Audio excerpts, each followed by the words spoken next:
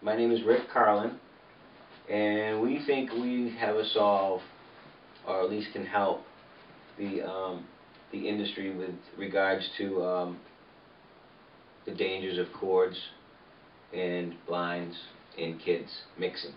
Now, I really believe that the solution to the mess is consumer awareness, making people know that this is an issue. All right. So I've always wanted to put together this commercial, this video for the installers, for my installer network, where it would show them etiquette and then safety at the end. I just never had the funds to do it or anything like that. But so that kind of passed, and now what's come to light is some new stats on how often kids are getting hurt and how often some are even dying on a per month scale. So me and Bailey came up with an idea, and the idea kind of came to me when I had my mind on trying to solve it at the same time of reading a story by Debbie Frost, who had her child Ricky, when 3 years old, was nearly strangled to death by a cord. Now what happens is these kids, they go in, they put the cords on their neck, they twist around, they twist around, they twist around. Next thing you know, they can't breathe, they can't call for help, they can't. But this kid got away, all right? But she writes something in her third paragraph, third line, that really hits home to me on this one, okay? And it's strangulation is totally silent. Did we all know that? Well, it kept ringing in my ear, ringing in my ear, ringing in my ear. Strangulation is silent. Strangulation is silent. Well, so I'm laying on the couch, I'm watching TV, and Bailey here, when she wants to go out, she rings the bell. The jingle bells that are on our front door. So she usually sleeps right here, Anthony. Okay, and I sit right there. And I was saying to myself, geez, I wonder if this will work. God forbid, she gets her head caught in this cord right here, which I keep right here. I keep this cord right here. Okay? But if she gets her head caught in here, okay, it's going to jingle around. And I'm going to hear it. So I'm thinking about this, and this is a really good idea. Jingle bells. People on the most simplest level right now, if they live in a small apartment or anything like that, can put jingle bells on their blinds. And if they're putting the kid in for a nap, and they have like the 10-year-old go in and say, hey, drop the blinds down so your sister can sleep or whatever. At least if you're in the other room, it's close, you can hear it jingle, and you're going to get in there right away. So I'm like, am I like onto something here, or what's going on? Bells, is bells and noise really the solution?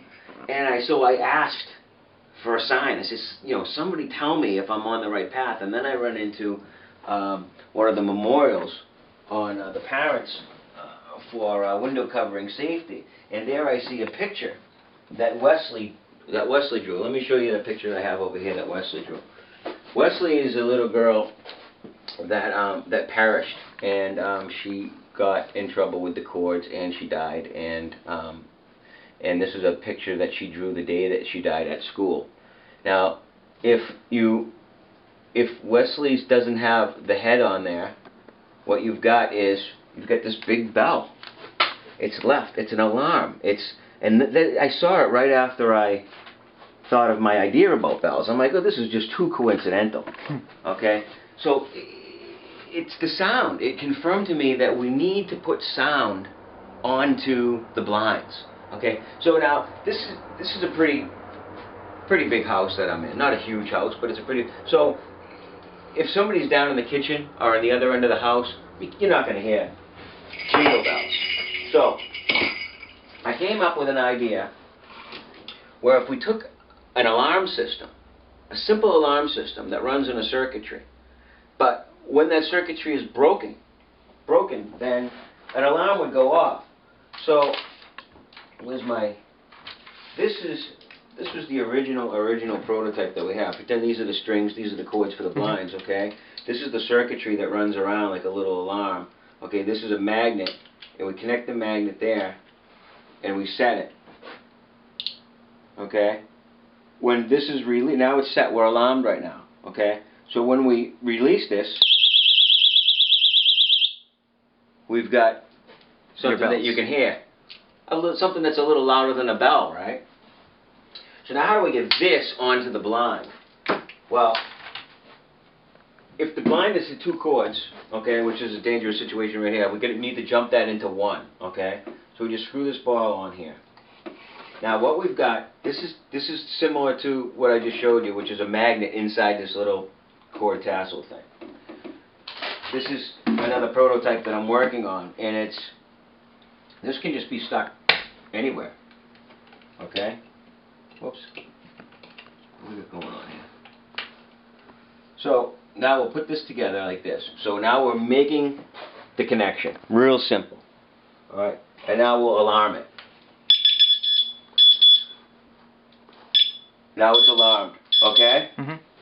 So whether you know, a little kid or Bailey or anybody runs up here and touches this, gets in the cords or all that, or into the back, it's going to eventually pull this off, bump this off.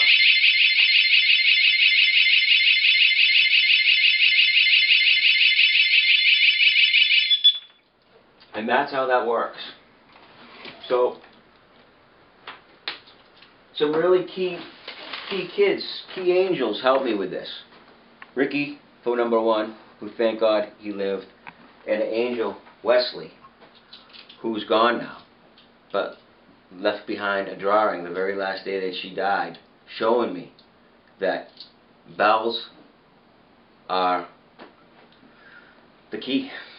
So, now strangulation doesn't have to be silent anymore, and we need to stop putting bells on our blinds, I think. That's it.